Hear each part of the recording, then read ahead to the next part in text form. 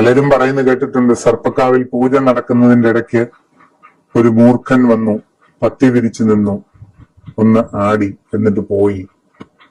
അല്ലെങ്കിൽ ഇന്ന സ്ഥലത്ത് ഒരു പ്രത്യേക ചടങ്ങ് നടക്കുമ്പോൾ സർപ്പം ഇഴഞ്ഞു വന്നു. അപ്പം ശരിക്കും ഈ സർപ്പങ്ങൾ ദൈവങ്ങളാണോ? എന്താണ് അതിന്റെ അർത്ഥം? അതിലേക്കാണ് നാം വരുന്നത്. സർപ്പങ്ങൾ ദൈവങ്ങളാണോ എന്ന ചോദ്യത്തിന് ഭാരതീയ അദ്വൈത വേദാന്ത സിദ്ധാന്തമനുസരിച്ച് ദൈവാംശമല്ലാത്തതൊന്നും ഈ പ്രപഞ്ചത്തിലില്ല. സകല സ്ഥാവര ജംഗമസ്യ മുഖഹൃദയം ഈശ്വരാംശം ഭവേദിഹ എന്നാണ്. സ്ഥാവരവും ജംഗമവുമായിരിക്കുന്ന, ചലിക്കുന്നതും ചലിക്കാത്തതുമായ, ജീവനുള്ളതും ജീവനില്ലാത്തതുമായ എല്ലാത്തിന്റെയും ഉള്ളിന്റെ ഉള്ളിൽ ഈശ്വരനാണ് നിറഞ്ഞു നിൽക്കുന്നത്. അഥവാ പ്രപഞ്ചം മുഴുവൻ ഈശ്വരമയമായി കാണുന്നതാണ് ഭാരതീയ അദ്വൈത സിദ്ധാന്തം. അദ്വൈതം, ദ്വൈതം എന്ന് പറഞ്ഞാൽ രണ്ട്, ദ്വൈതം എന്ന് പറഞ്ഞാൽ രണ്ടില്ല, ഒന്നേ ഉള്ളൂ. ആ ഒന്നായി കാണുന്നത് മുഴുവൻ ഈശ്വരമയമാണ്.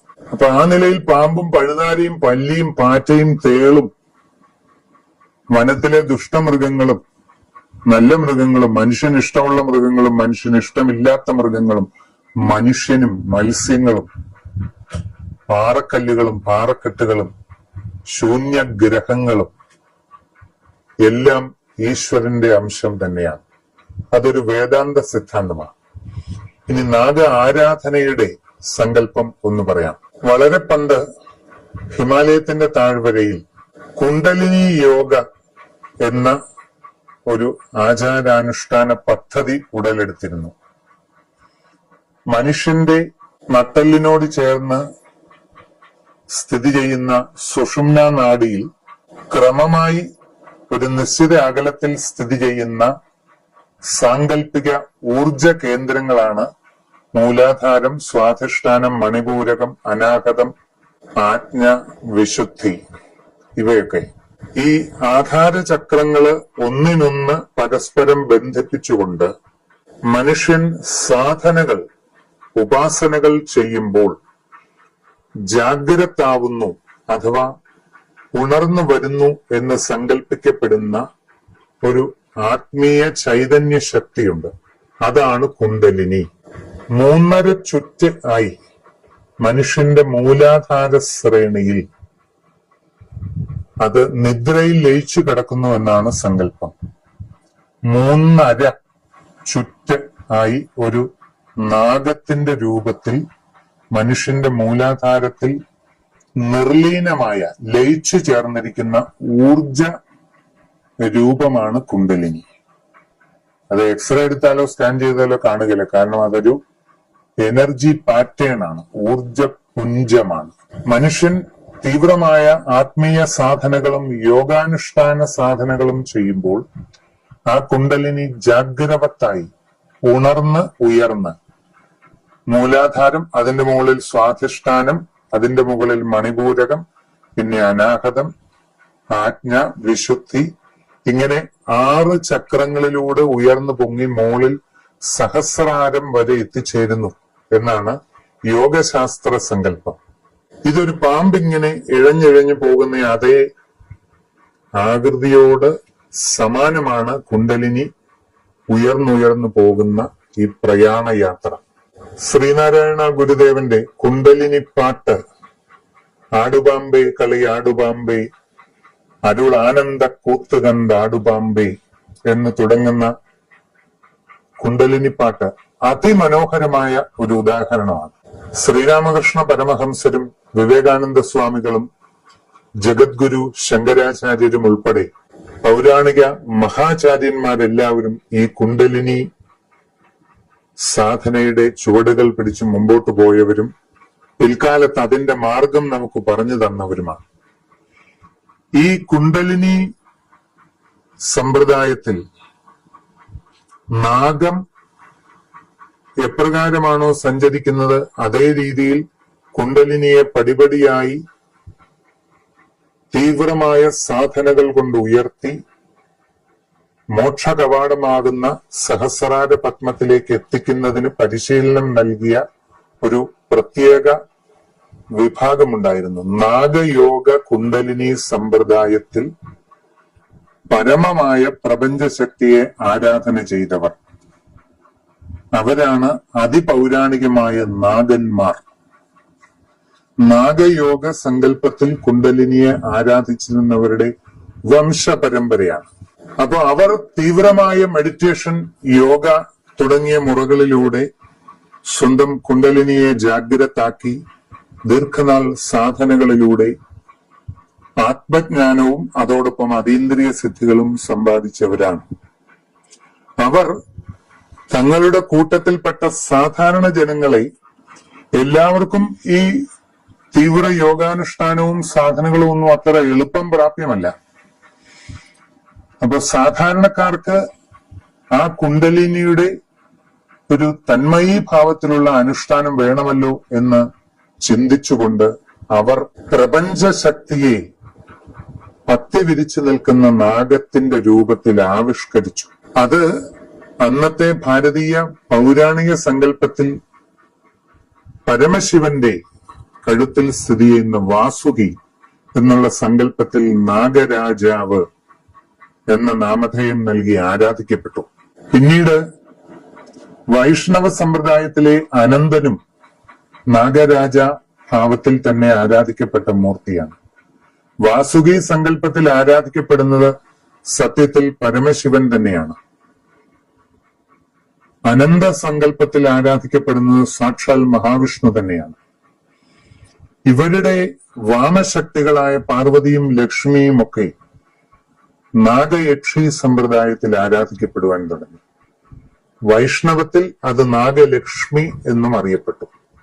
അപ്പൊ നാഗരാജാവും നാഗയക്ഷിയും ശൈവ സമ്പ്രദായത്തിൽ ശിവനും പാർവതിയും തന്നെ. പിന്നീട് നാഗങ്ങളുടെ വംശപരമ്പരയെ അനുഷ്ഠിക്കുന്നവരായി ഒരു ചതുരപ്പെട്ടിയിൽ നാഗകുലം എന്നുള്ള സങ്കല്പത്തിൽ ആരാധന നടത്തിച്ചു പോന്നു. അതാണ് ചിത്രകൂടം. പിന്നെ മണിനാഗം, കരിനാഗം എന്നിങ്ങനെ പല സങ്കല്പത്തിൽ, അതൊക്കെയും മറ്റ് പൗരാണിക മൂർത്തികളെ നാഗഭാവത്തിൽ സമന്വയിച്ച് മൂർത്തിവൽക്കരിച്ചതാണ്. ഇങ്ങനെയാണ് നാഗാരാധന ഭാരതത്തിന്റെ വടക്ക് കിഴക്കൻ പീഠഭൂമിയിലൂടെ തെക്കോട്ട് വ്യാപിച്ചത്. അതാണ് ഇന്ന് കേരളത്തിൽ എത്തി നിൽക്കുന്ന നാഗ ആരാധന. അതിന് വംശചരിത്രമുണ്ട്, അത് പിന്നീട് വിശദമായിട്ട് പറയാം. നാഗമായി കണ്ട് ആരാധിക്കപ്പെടുന്നത് വാസ്തവത്തിൽ സാക്ഷാൽ ശിവൻ തന്നെയാണ്. അതുകൊണ്ട് അദ്ദേഹത്തിന് തിരുനാഗേശ്വരൻ എന്ന പേരും ഉണ്ടായി. അപ്പോൾ നമ്മൾ വളരെ ഹൃദയപൂർവം ഒരുപാട് ഭയങ്കര വിപുലമായി ചെയ്യപ്പെടുന്ന മഹാകർമ്മങ്ങളും കോലാഹലങ്ങളും അതിൽ മാത്രമൊന്നുമല്ല. ഇടക്കാലത്ത് കേരളത്തിൽ സർപ്പക്കാവുള്ള എല്ലാ കുടുംബങ്ങളും വലിയ സർപ്പബലികളും മറ്റു ചടങ്ങുകളും 2-3 ദിവസത്തെ മറ്റ് അനുഷ്ഠാന കർമ്മങ്ങളും ഒക്കെ നടത്തി അനവധി ലക്ഷങ്ങൾ ചെലവാക്കി ഈ സർപ്പത്തെ മറ്റു പല ക്ഷേത്രങ്ങളിലും കൊണ്ട് കുടിയിരുത്തുക. എന്തിനാണ്? ഞങ്ങൾക്ക് നോക്കാൻ കഴിയില്ല, ഞങ്ങളുടെ മക്കളെല്ലാം വിദേശത്താണ്, ഞങ്ങൾക്ക് പ്രായമായി വരികയാണ്, ഞങ്ങൾക്ക് നോക്കാൻ പറ്റില്ല, ഇങ്ങനെ ഇവിടെ നിന്നാൽ നോക്കാൻ ആളില്ലാതെയായി പോകും എന്നാണ് ആ കാലഘട്ടത്തിൽ കിട്ടിക്കൊണ്ടിരുന്ന മറുപടികൾ. അങ്ങനെ എത്രയോ നൂറുകണക്കിന് ആയിരക്കണക്കിന് കുടുംബങ്ങളിൽ നിന്ന് സർപ്പങ്ങളെ കുടിയൊഴിപ്പിക്കൽ യജ്ഞം തന്നെ അനവധി ലക്ഷങ്ങളുടെയാണ് കണക്കുകൾ ഇവിടെ നടന്നു. ഈ കുടുംബങ്ങളിൽ എവിടെയെങ്കിലും എന്തെങ്കിലും സംതൃപ്തി പിൽക്കാലത്തുണ്ടായോ? ഒന്ന് ചിന്തിക്കണം. ഈ നാഗയോഗ കുണ്ടലിനി സമ്പ്രദായത്തിൽ വലിയ ആചാര്യന്മാരനുഷ്ഠിച്ച് പ്രതീകമായ നാഗസങ്കല്പത്തിൽ സാധാരണ ജനങ്ങളിൽ വിധിപ്രകാരം നൽകി കുടുംബത്തിൽ സർപ്പക്കാവുകളിലും മറ്റും നാഗരാജാവും നാഗേക്ഷിയും നാഗകുലവുമൊക്കെയായി വെച്ചാരാധന നടത്തുന്നതിന്റെ ഉദ്ദേശം ആരോഗ്യവും ബുദ്ധിയുമുള്ള നല്ല സന്തതി പരമ്പരകൾ ആ കുടുംബങ്ങളിൽ എന്നും നിലനിൽക്കുന്നതിന് വേണ്ടിയാണ്. സർപ്പാരാധനയും നാഗാരാധനയും ചെയ്യുന്നത് സന്താന പരമ്പരയുടെ ശ്രേയസിന് വേണ്ടിയാണ്. അതിനുവേണ്ടി മാത്രമാണ് അനന്തതയിൽ ലയിച്ചു ചേർന്നിരുന്ന ഒരു മഹാചൈതന്യത്തെ ഇപ്രകാരം ആകർഷിച്ച് ബിംബങ്ങളിൽ ചേർത്ത് ഒരു വിധി ഉണ്ടാക്കി അതിനനുസരിച്ച് ആരാധന ചെയ്തത്. ഒരു സുപ്രഭാതത്തിൽ ഞങ്ങൾക്കാർക്കും സൗകര്യമില്ല, എല്ലാവരും വെളിയിലാണത്രേ.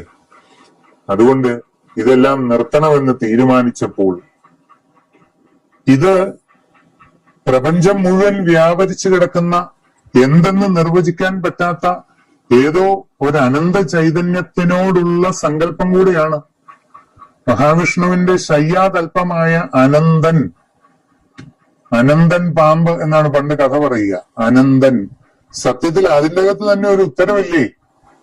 നിങ്ങൾ ഭാഷ പഠിച്ചിട്ടുണ്ടെങ്കിൽ ഒന്നുകൂടെ വിശദമായിട്ട് ചിന്തിക്കൂ.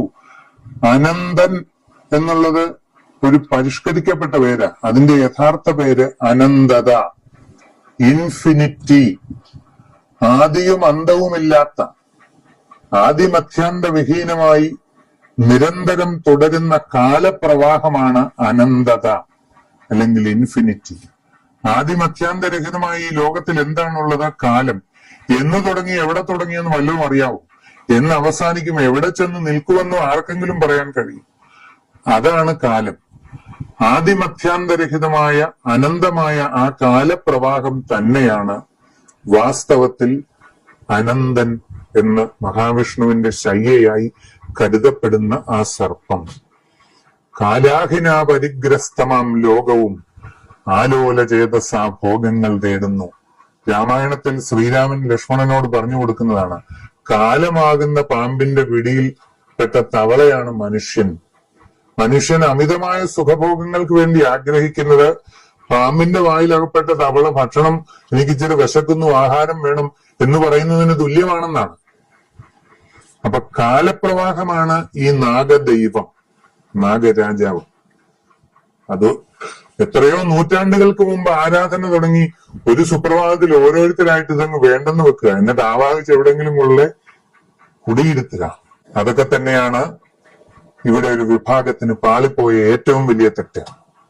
വലിയ മഹാകർമ്മങ്ങളും ഹോമങ്ങളും ഒന്നും ഇല്ലെങ്കിലും മനസ്സ് നിറഞ്ഞ് വിനയത്തോടുകൂടിയ ഒരു പ്രാർത്ഥനയോടുകൂടി ഒരു അന്തിത്തിരി അവിടെ കാണിച്ചിരുന്നെങ്കിൽ തീരാമായിരുന്ന പ്രയാസങ്ങളാണ് എന്തെല്ലാം വലിയ ക്രിയകൾ ചെയ്തിട്ടും തീരാതെ തുടരുന്നത്. അപ്പോ സർപ്പാരാധനയെ പറ്റി അറിയുന്നവർ അറിയണം, അത് ഒഴിപ്പിച്ച് കളയാനുള്ളതല്ല.